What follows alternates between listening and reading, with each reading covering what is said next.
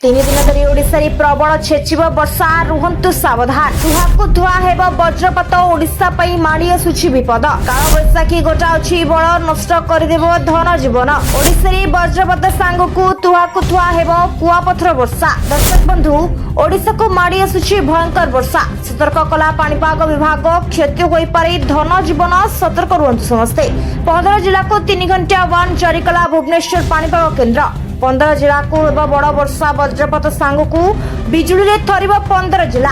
घंटा प्रति 40 किलोमीटर पवन बहिपारे मयूरभंज अनुकूल बालेश्वर रायगड़ा नयागढ़ जाजपुर भद्रक एही जिला को प्रबल रु अति प्रबल वर्षा सांग को कुआपथर पड़िपारे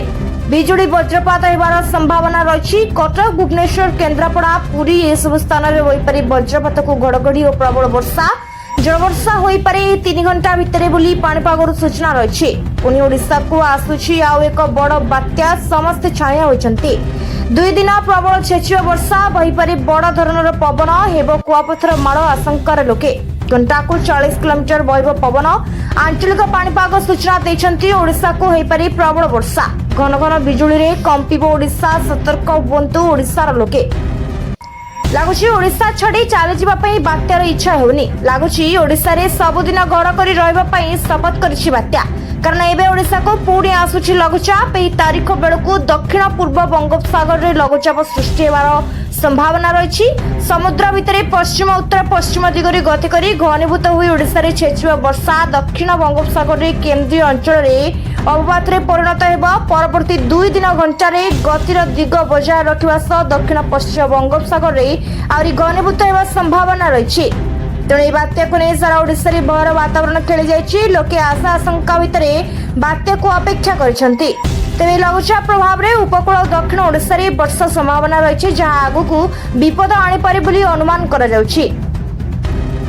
तेरे अबेले लघुचाप आसुथिबारु बात्या आशंका करा जाउछि 5 दिन धरी ओडिशा रे हेबा प्रबल वर्षा बहिबा पवन उपुडी जिवो बड़ बड़ गछ